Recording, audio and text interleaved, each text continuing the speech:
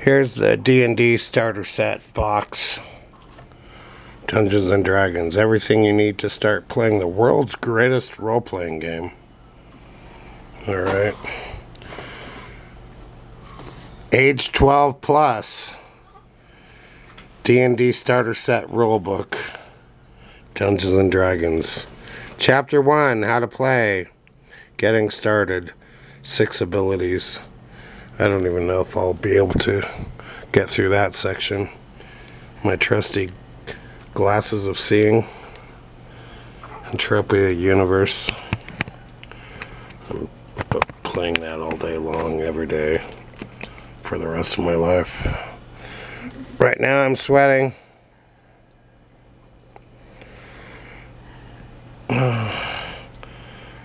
Some nice girl gave me $1.50, 15 ped, from a contest I won some time ago that I don't even remember.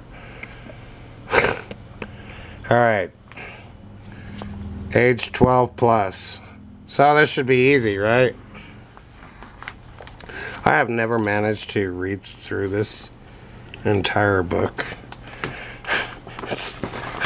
How long is it? 30 pages long? So, I'll give you an example of the prose. Chapter 1, How to Play. The Dungeons and Dragons role-playing game is about storytelling in worlds of swords and sorcery. Like games of make-believe, D&D is driven by imagination. It's about picturing a crumbling castle in a darkening forest and imagining how a fantasy adventurer might react to the challenges that scene presents. In this fantasy world, the possibilities are limitless. Except they expect you to kind of keep it rated PG, right? Then they have this text. I have never been able to read this book all the way through, so I'm forcing myself to read this. Dungeon Master, DM. The castle stands among the trees, the crumbling ruins of 7 round towers jutting up from it like broken teeth.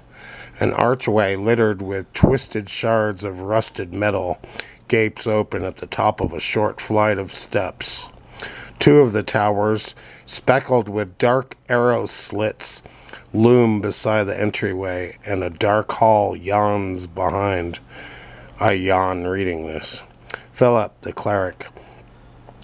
Let's send the rogue up ahead to look in and make sure it's safe. Amy, she's a rogue. It's a thief. Why'd they change it to rogue? Okay, I'll move to the side and sneak along the wall of the tower until I can peer in through the entrance. Yeah, right. Unlike a game of make-believe, D&D gives structure to the stories. But most of the time the DM is making bleep up. Oh, I had to edit myself. Making it up. A way of determining the consequences of the adventurer's actions. Players roll dice to determine whether their attacks hit or miss, and whether their characters can scale a cliff, roll away from the strike of a magical lightning bolt, or pull off some other dangerous task. Anything is possible, but the dice make some things more probable than others. So, this game makes it so you'll live. They don't want you to die. Alright. Well, I'm going to start a game where people are going to die right and left. Damn, alright, Amy. Let's see how sneaky you are. Make a dexterity check. With my stealth skill, right? You bet. Amy, rolling a d20. I'm pretty sneaky. That's a 17.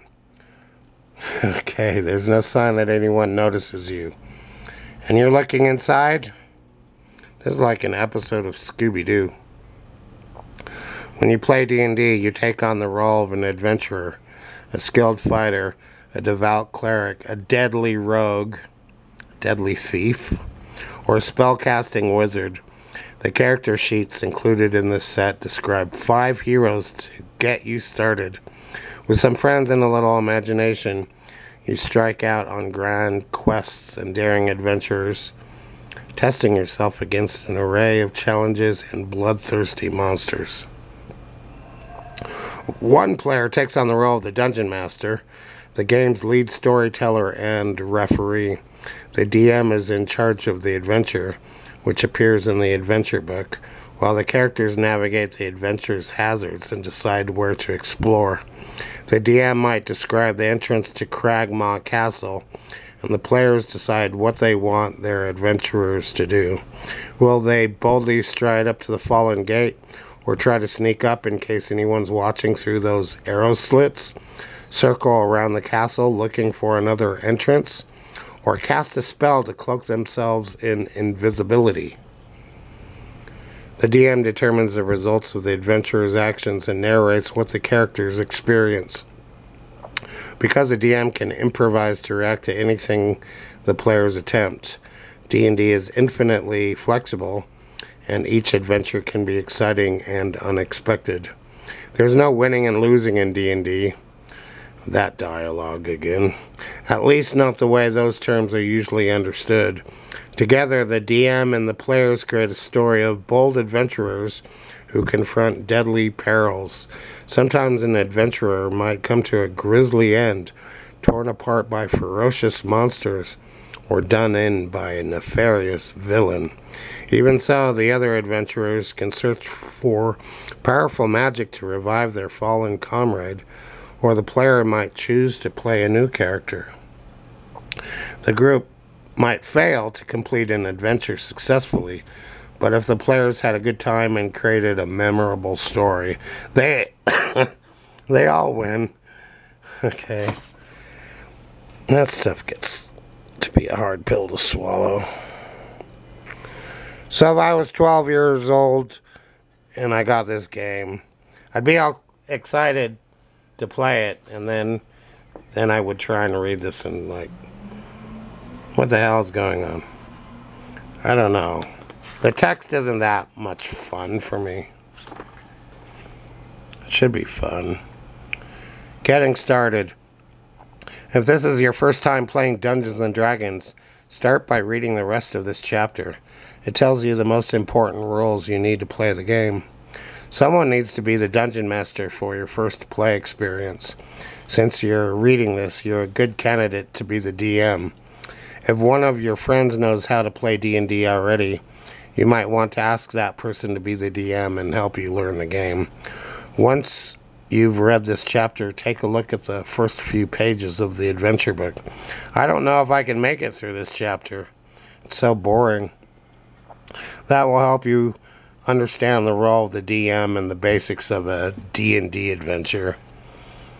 My impression of who wrote this was always like some guy sitting at his desk in Seattle.